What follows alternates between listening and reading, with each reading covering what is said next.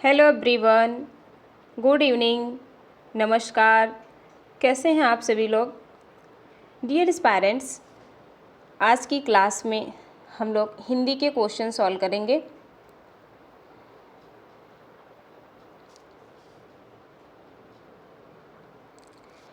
जिन लोगों ने staff, nurse exam आपका 2023 में हिंदी लैंग्वेज को चूज़ किया है, उन सभी पेरेंट्स के लिए ये वीडियो बहुत ही महत्वपूर्ण रहेगी। इसमें हमने टोटल 10 टॉपिक्स इंक्लूड किए हैं। 10 टॉपिक्स हैं और जिसमें आपके टोटल 100 क्वेश्चंस रहेंगे। क्लियर? ये 10 टॉपिक्स आपके क्या हैं देखिएगा। हमने ये 10 टॉपिक्स वही इंक्लूड किए हैं जो हमने आपको 2022 का previous year question paper solve कराया था ना। 2022 का जो क्वेश्चन पेपर सॉल्व कराया था उसमें हमने हिंदी लैंग्वेज वाला भी सॉल्व करवाया था, है ना, जिसमें हिंदी लैंग्वेज पोर्शन इंक्लूड था और इंग्लिश वाला भी करवाया था। तो आपने देखा था हिंदी में यहीं से सारे क्वेश्चंस पूछे गए थे। ये जो हमने 10 टॉपिक्स इंक्लूड किए हैं ये बहुत ही महत्वपूर्ण हैं और यहीं से हिंदी के क्वेश्चंस आए थे, आपके हिंदी वाले पोर्शन में पूछे गए थे। ये क्या है 10 टॉपिक्स? हिंदी वर्णमाला जो कि मोस्ट कॉमन होता है, यहाँ से आपको 3 से 4 क्वेश्चंस देखने को मिल जाते हैं जनरली। संज्ञा जिसमें आपको 5 क्वेश्चंस देखने को मिल सकते हैं। सर्वनाम, उपसर्ग, पर्यायवाची, मुहावरे, लोकोक्ति, वाक्यांश के लिए एक शब्द, विलोम शब्द, संधि और समास, है ना। तो ये ऐसे 10 टॉपिक्स हैं जहाँ से आपके मोस्ट कॉमन क्वेश्चन पूछे जाएंगे हिंदी वाले पोर्शन में। और जिन लोगों ने इंग्लिश चूज़ किया है वो लोग अपना इंग्लिश का भी तैयार करेंगे। तो चलिए आज की क्लास में हम लोग हिंदी वर्णमाला के क्वेश्चन सॉल्व करेंगे और संज्ञा से रिलेटेड क्वेश्चन सॉल्व करेंगे। नेक्स्ट पार्ट में हम लोग सर्वनाम और उपसर्ग एवं प्रत्यय से रिलेटेड क्वेश्चन सॉल्व करेंगे। इस तरीके से हम लोग अपने मेन सब्जेक्ट के साथ साथ हिंदी के क्वेश्चंस की भी प्रैक्टिस करेंगे। जो लोग लोकल लैंग्वेज जिनका हिंदी है वो लोग अगर हिंदी लैंग्वेज को चूज़ करेंगे तो काफ़ी उनका बेनिफिट रहेगा, क्योंकि यहाँ पर जो हिंदी में क्वेश्चंस होते हैं वो मोस्ट कॉमन होते हैं जो कि हम लोग अपनी लैंग्वेज में यूज़ करते हैं, है ना। तो बहुत ही बेनिफिट होने जा रहा है आपका ये हिंदी वाले हमारे स्टूडेंट्स को। क्लियर? और ये सारी वीडियोस आपको रिकॉर्डेड फॉर्म में मिलेंगी। मॉर्निंग में किसी स्टूडेंट्स ने टाइमिंग पूछा था, तो मैं आपको बता दूं कि जो मेन सब्जेक्ट करवाते हैं, है ना, आपकी नर्सिंग का जो मेन सब्जेक्ट है उसको हम 11 पे करवाते हैं। ठीक है, 11 से आपका वेरी कर सकता है, 11 से 20 मिनट्स, है ना, इसके बीच में। और जो हम शाम को करवाते हैं ये आपका 4 से 4:30 हो सकता है। ठीक है, इसके बीच में हम आपके लिए पूरी 100% एफर्ट्स के साथ बेहतर करने की कोशिश कर रहे हैं और आप भी सारे क्वेश्चंस को सॉल्व करके अपनी प्रैक्टिस को बूस्ट करिए। ओके, तो आपको 4 PM से 4:30 PM के बीच में वीडियोस अवेलेबल हो जाएंगी और आप छोटे छोटे पार्ट्स में इसकी प्रैक्टिस करेंगे। बहुत जल्दी ही आपके हिंदी सब्जेक्ट के हम कई बार प्रैक्टिस कर लेंगे। ओके, सो चलिए आप स्टार्ट करते हैं। हिंदी वर्णमाला में आपके टोटल 10 क्वेश्चंस हैं। ठीक है, 1 से 10 क्वेश्चंस को हमने इंक्लूड किया है। फर्स्ट क्वेश्चन क्या है देखिए, आई होप आप सभी को अच्छे से विजिबल होगा, है ना। चलिए, फर्स्ट क्वेश्चन क्या है, छा वर्ड किसके योग से बना है? जो छा वर्ड है ये आपका किसके योग से बना है? क शा से, क च से, का छा या फिर क और ये तालव्य वाला सा। ऐसे ही आपको वर्णमाला में क्वेश्चन पूछे जाते हैं, ध्यान से आप बताएंगे। सो यहाँ पर आपका करेक्ट आंसर क्या हो जाएगा? That is option number A, क है ना, क जो इसमें हलंत लगा हुआ है, क प्लस ये सा, इससे मिलकर आपका क्या बना है, छा वर्ड बना है। सो correct answer option number A. Next question देखेंगे, क्वेश्चन नंबर 3, हिंदी वर्णमाला में अयोगवाह वर्ड कौन से हैं। अयोगवाह मीन्स क्या होता है, दैट इज अनुस्वर और विसर्ग वर्ड को मिलाकर हम इसे अयोगवाह कह देते हैं। अनुस्वर प्लस आपका क्या है, विसर्ग, है ना, विसर्ग, इन वर्णों को हम कहते हैं अयोगवाह। तो अनुस्वर के अंतर्गत कौन आता है, अनुस्वर हमारा अंग है, अंग, और ये विसर्ग क्या है, अहा होता है ना, अहा। तो यहाँ पर आपका करेक्ट आंसर क्या हो जाएगा, that is option number D, अंग एंड अहा। क्लियर। क्वेश्चन नंबर 4 देखेंगे, ज्ञा वर्ड किसके योग से बना है। ज्ञा वर्ड किसके योग से बना है, तो आपका जो ज्ञा वर्ड है ये जा है ना, इसमें हलंत लगा देंगे, जा प्लस छोटा आ मिलकर क्या बनाता है, ज्ञा, है ना, जा एंड आ। जब हलंत लगा देते हैं तो इस अक्षर को हम हाफ पढ़ते हैं, आधा अक्षर माना जाता है। जा प्लस आ मिलाकर आपका ज्ञा बनेगा। सो correct answer option number D. Next देखिए क्वेश्चन नंबर 5, हिंदी वर्णमाला में ऊष्म व्यंजन कौन से हैं। हिंदी वर्णमाला में ऊष्म व्यंजन क्या हैं, शा, स्टा, सा, हा, त, थ, द, धा, या फिर ट, ठा, डा, ढा, या चा, छा, जा, झा। बताइए ऊष्म व्यंजन क्या है यहाँ पर। हिंदी वर्णमाला में शा, शा, शा एंड हा, ये जो 4 वर्ड हैं ये हमारे ऊष्म व्यंजन होते हैं। Correct answer option number A. Question number 6 देखेंगे, छा ध्वनि किसके अंतर्गत आती है। छा ध्वनि किसके अंतर्गत आती है, मूल स्वर, घोष वर्ड, संयुक्त वर्ड, या फिर तालव्य वर्ड, या फिर तालव्य वर्ड। बताइए। सो जो हमारा छा है ये संयुक्त वर्ड के अंतर्गत आता है। शा, त्रा एंड ज्ञा, ये तीनों ही वर्ड हमारे संयुक्त वर्ड के अंतर्गत आते हैं। So correct answer option number C. Next question देखिए, निम्नलिखित में से कंठ ध्वनियाँ कौन सी हैं। इनमें से आपको कंठ ध्वनियाँ बतानी है जिनकी हम उच्चारण करने पर जो ध्वनि निकलेगी वो हमारे कंठ से निकलती है। क, खा, य, रा, चा, जा, टा, अड़ा। बहुत ईजी होते हैं, आप इनका उच्चारण करेंगे और अगर फील करेंगे कि इनका उच्चारण कहाँ से हो रहा है तो बहुत अच्छे से आप कर पाएंगे। सो यहाँ पर क, ख की बात करें तो ये कंठ ध्वनियाँ हैं।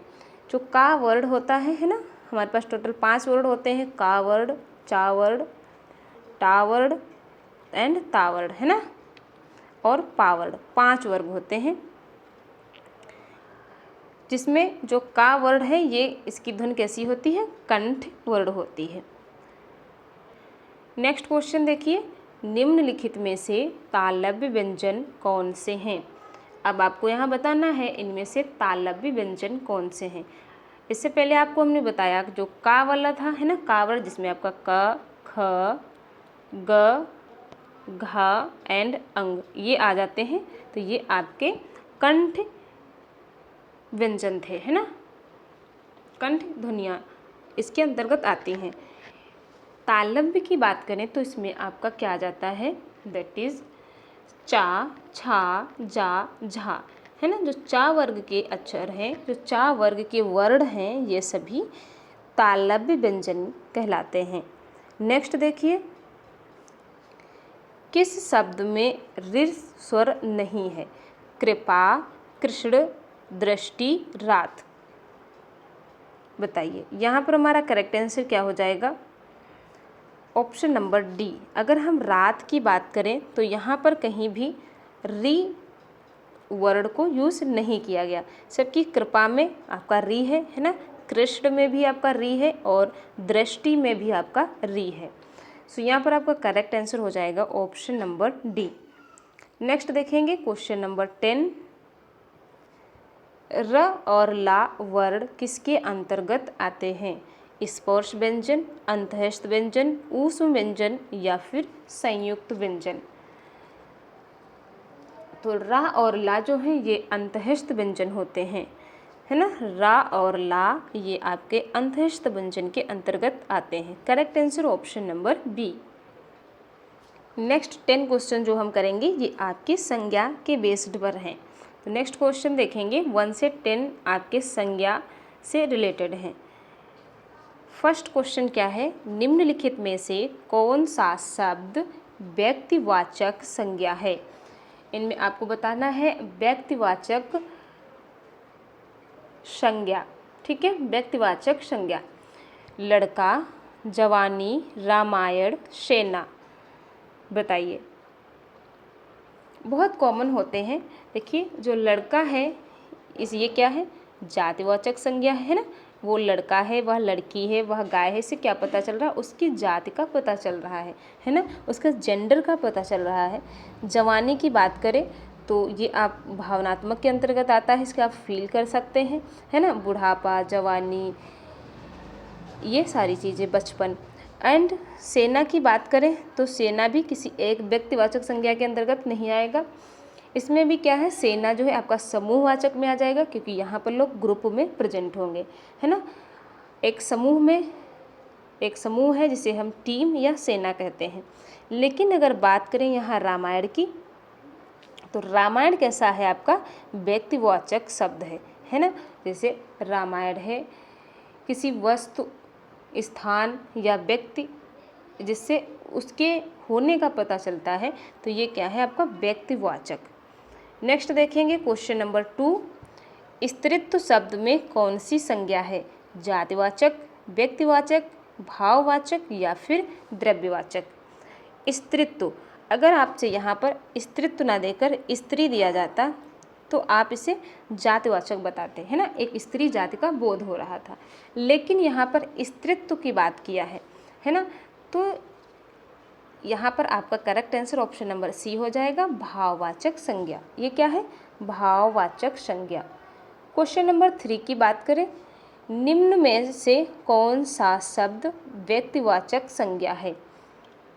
जैसे यहाँ पर देखिए, पीतल, कानपुर, सभा, तूफान। तो व्यक्तिवाचक की बात करें तो यहाँ पर व्यक्तिवाचक कौन है? That is Kanpur. Next question देखिए, क्वेश्चन नंबर 4। विजयदशमी शब्द में संज्ञा है। विजयदशमी शब्द में कौन सी संज्ञा है? व्यक्तिवाचक संज्ञा, जातिवाचक संज्ञा, समूहवाचक संज्ञा या फिर भाववाचक संज्ञा। जो आपका विजयदशमी है ये भी क्या है? एक व्यक्तिवाचक संज्ञा है। Correct answer option number A. चलिए नेक्स्ट देखिए, बुढ़ापा भी एक प्रकार का अभिशाप है। इस वाक्य में रेखांकित शब्द की संज्ञा बताइए। इस वाक्य में रेखांकित क्या है? बुढ़ापा, है ना। बुढ़ापा में आपको संज्ञा बतानी है। तो अभी हमने बताया बचपन, बुढ़ापा, जवानी, स्त्रीत्व, लाइट, हवा, रोशनी, ये सारी जो चीज़ें हैं जिन्हें हम छू नहीं सकते, सिर्फ हम इन्हें भाव कर सकते हैं, इनका है, इन्हें हम सिर्फ फील कर सकते हैं, ऐसी सारी चीज़ें भाववाचक संज्ञा के अंतर्गत आती हैं। सो यहाँ पर आपका करेक्ट आंसर हो जाएगा option number C. Next question देखिए, निम्न में से कौन सा शब्द द्रव्यवाचक संज्ञा शब्द नहीं है? ध्यान रखना, आपसे नाट पूछा गया है और इनमें से कौन सा द्रव्यवाचक नहीं है? लोहा, घड़ी, तेल, दूध। बताइए। सो यहाँ पर आपका करेक्ट आंसर हो जाएगा ऑप्शन नंबर बी। घड़ी जो है ये आपका द्रव्यवाचक ना होकर ये क्या है? आपका व्यक्तिवाचक है, ठीक है। ये किसी वस्तु की बात हो रही है, जबकि लोहा, तेल, दूध ये सभी आपके द्रव्यवाचक संज्ञाएं हैं।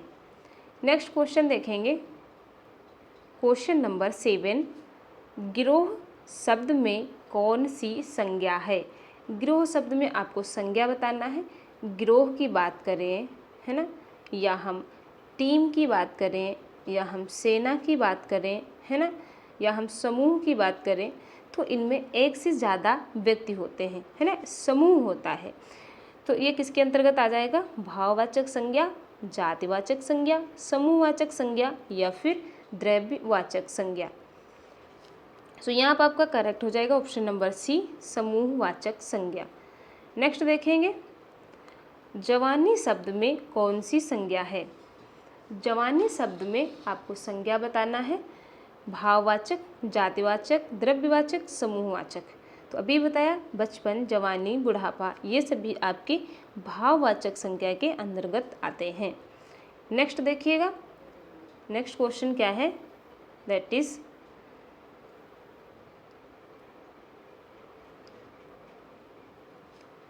औरत शब्द में कौन सी संज्ञा है?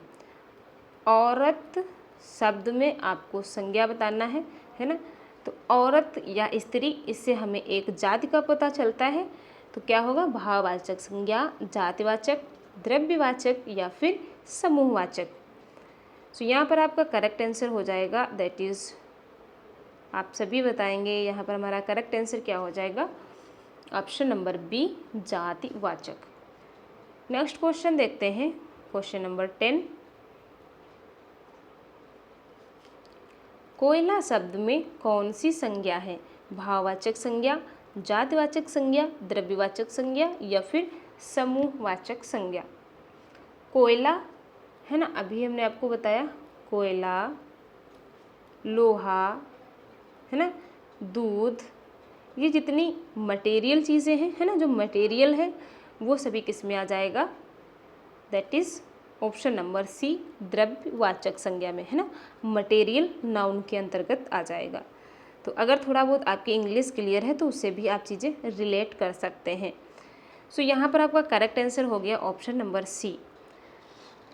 ओके, तो आज की क्लास में हमने टोटल 20 क्वेश्चंस किए हैं। नेक्स्ट क्लास में इसके रेस्ट आप क्वेश्चंस करेंगे और हमारे पास 100 क्वेश्चंस हैं, जिनमें से हम 10 टॉप टॉपिक से क्वेश्चन करेंगे। ठीक है, चलिए नेक्स्ट क्लास में मिलते हैं। और आप अपना फीडबैक मुझे ज़रूर देना कि आप यहाँ पर कितने लोग हिंदी लैंग्वेज से फॉर्म फिल किए हैं, कितने लोग हिंदी की प्रैक्टिस करना चाहते हैं, जिससे हम आपके लिए सारी चीज़ें ऑफकोर्सली फ्री में PDF, टेस्ट सीरीज़, प्रैक्टिस और ज़्यादा से ज़्यादा डिटेल में चीज़ें एक्सप्लेन, ये सब कुछ करवाएंगे। आप अपना एक बार मुझे फीडबैक ज़रूर दें, कितने लोगों ने यहाँ पर हिंदी के क्वेश्चन सॉल्व करना चाहते हैं या हिंदी लैंग्वेज को चूज़ किया है। क्लियर? चलिए मिलते हैं नेक्स्ट क्लास में। Thank you so much everyone.